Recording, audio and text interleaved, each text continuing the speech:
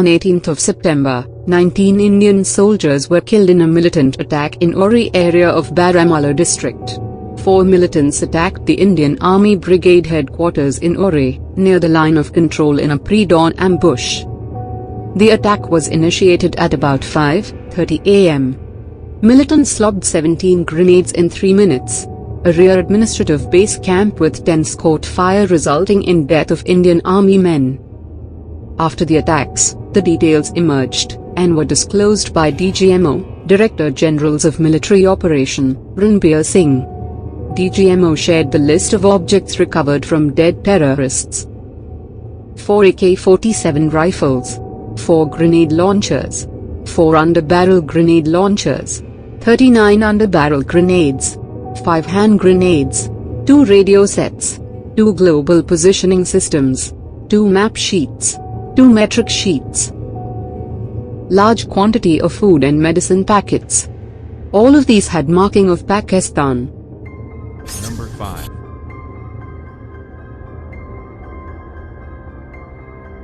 India has been on the receiving end of Pakistan-sponsored terrorism for a long time. Let us understand the background. On 16th of December 1971, the war in East Pakistan came to an end, when the Pakistani Army led by General Niazi surrendered to the Indian Army led by General J.S. Aurora. To learn more, check the video on above card. This humiliation is engraved in Pakistan's military establishment, and there is always a never-ending thought of revenge in Pakistan's side. But they also realize that they cannot defeat India in a face-to-face war. Zulfikar Ali Bhutto promised of a 1,000-year war, and General Zia formulated this strategy to bleed India through 1,000 cuts. Pakistan has been actively pursuing this strategy ever since. There is also another aspect. Enmity with India is an instrument to stoke the nationalist fervor inside the common people of Pakistan. Kashmir issue is also kept alive so that Indo-Pak relation is never normal, and a constant state of tension is maintained. This helps the Pakistan military and ISI massively. Here is how. Financial angle. In a country like Pakistan, which will go bankrupt in 15 days without foreign funding, the Pakistan military and ISI officials enjoy life of luxury at the expense of common people. They use propaganda to make sure that common people of Pakistan are made to think that India wants to attack Pakistan, and project themselves as protectors. By doing so, they devour the major chunk of country's resources and foreign funding, leaving the people of Pakistan with peanuts. Political angle. Pakistan military and ISI have also been able to dictate terms to civilian government and have made the democratically elected government a puppet in their hands. Pakistan military and ISI basically runs the country by proxy, and uses the faces of civilian leadership to secure international acceptance and monetary aid. Number 4.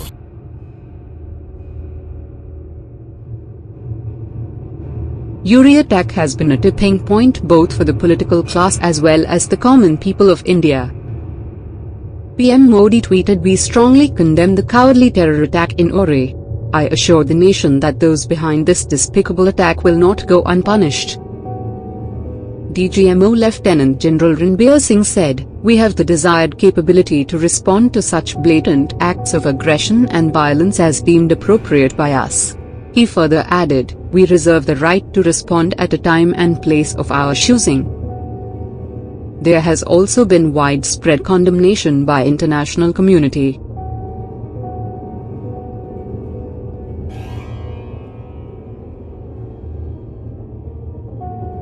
Number 3.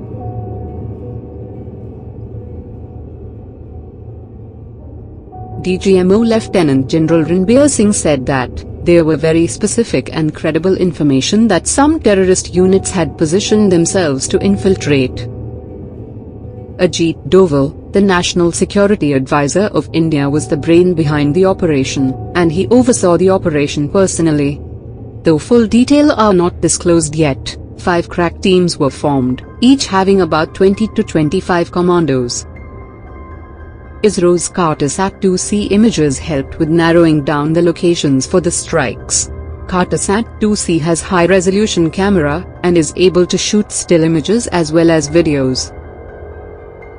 The army had kept the LOC over an arc of 250 kilometers under surveillance for the past weeks. As a diversionary tactic, shelling on various posts on the other side had started by 9 p.m. previous night to confuse the Pakistan Army. Number 2.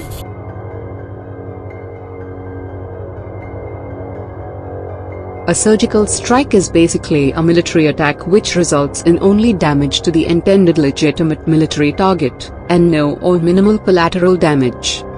Surgical strikes are generally swift and are pre-planned. Ghatak platoon of 6 Bihar and 10 Dogra units were made part of the surgical operations as they were familiar with the terrain. It also gave them a sense of responsibility in avenging the deaths of their fellow army men. Both units suffered losses in the Uri terror attack. Commandos were equipped with Teva and M4 guns, grenades, and smoke grenades. They also carried under-barrel grenade launchers, UBGL, and night vision devices. They wore camera-mounted helmets. The commandos were airdropped at the LOC, from where they crossed over to the Pakistani side. According to reports, paratroopers from special forces were involved. The army commandos crawled through mud, rocks and even landmines for about 3 kilometers. Their destinations included 7 launch pads where a large number of terrorists had gathered. The launch pads were for terrorists waiting to infiltrate into the Indian side of the LOC, to carry out terror attacks in the country. These were located in Bimbar, Kel, Tutapani and Lipa areas. After reaching the target spot at about 2 a.m., the commandos used the element of surprise to mount rapid and deadly attacks on the enemy. It is estimated that about 50 terrorists have been neutralized along with 2 Pakistani army troopers, who were there to protect them. The gunfight lasted 3 to 4 hours. All the commando teams had returned to the Indian side of the LOC by 4:30 a.m. Number 1.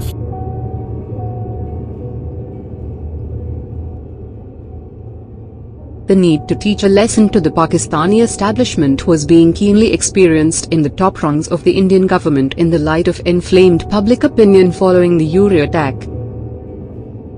There is a need to impose some costs, a member of ruling party, BJP, said a day before the cross-LOC strikes, summing up the mood.